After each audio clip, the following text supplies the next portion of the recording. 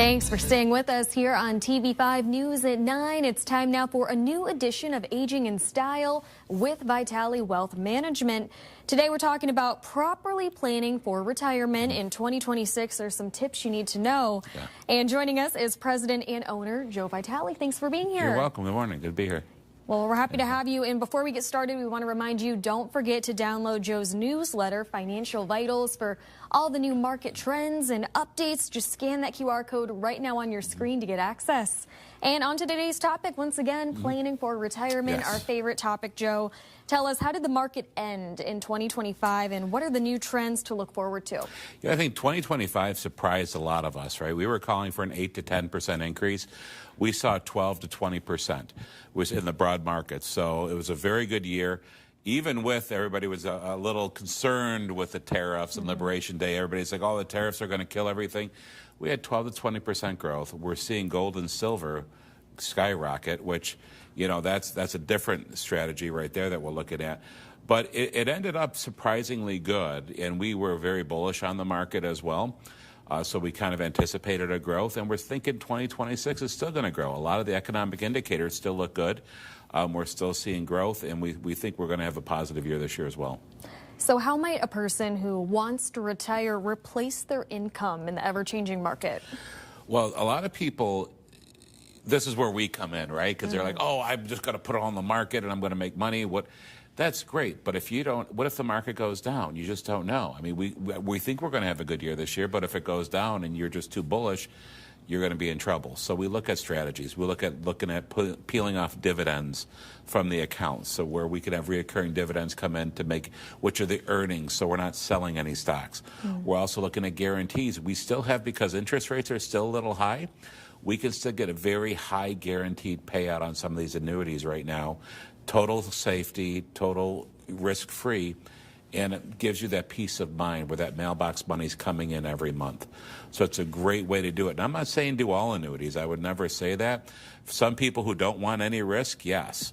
But use the annuities for the guaranteed piece. Get that reoccurring income coming in, and then let's grow the money with the rest of it. Well, risk-free is what we like to hear, of course. Yes, yeah. Are there any safe investments to keep up with inflation that are a little less risky? Yes, a lot of the annuities right now, so you're seeing bonds are doing good right now, but you got to be careful. I think we should have a good amount, we should have bonds in the portfolio for safety, but we got to remember a few years ago they were down 15%, so they're not as safe as everybody thinks that they're the safe haven.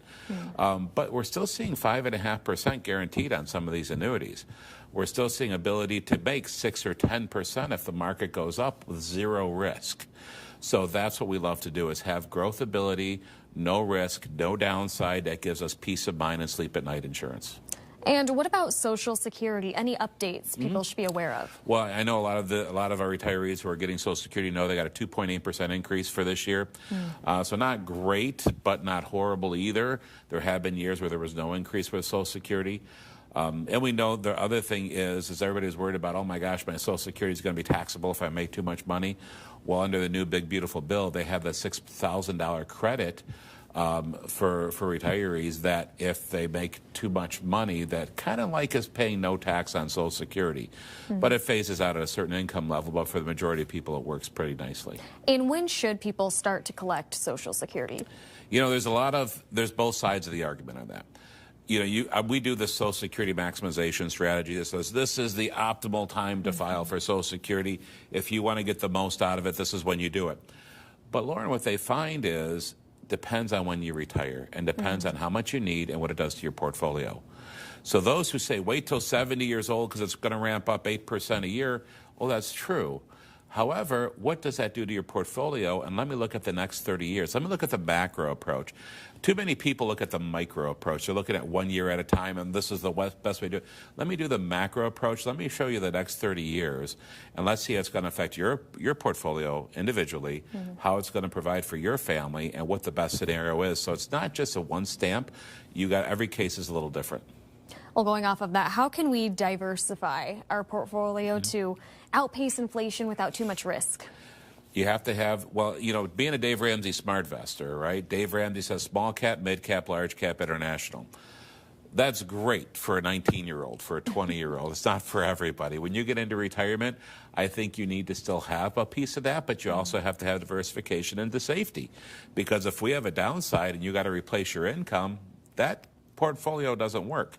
So you want to have the safety like we talked about, either with some annuities, some bonds, some guarantees. But then we do want to have some small cap. We have a great new portfolio, which is a SMID, which is a small and mid cap mix, which we believe is going to be really good this year. I think it's good to have a little bit of gold and silver. You know, I think it's a great portfolio, whether you go into the EFT portfolio with the market, or you have physical gold and silver. As we see, I mean, gold's over $4,400 an ounce, silver is $85 an ounce, highest it's ever been. So it's good to have a little bit of diversification, but you never want to put all your eggs in one basket, right? Sure. You also want to have cash on hand to make sure you got enough for whatever you need. Well, Joe, lots of good tips there, as always. That's going to be all the time we have for today, unfortunately. But before we go, don't forget to download Joe's newsletter, Financial Vitals. Just scan that QR code on your screen right now to get market updates, trends, and so much more. You don't want to miss out. And to find more episodes of Aging in Style, go to our website and click on the features page on WNEM.com. We'll be right back.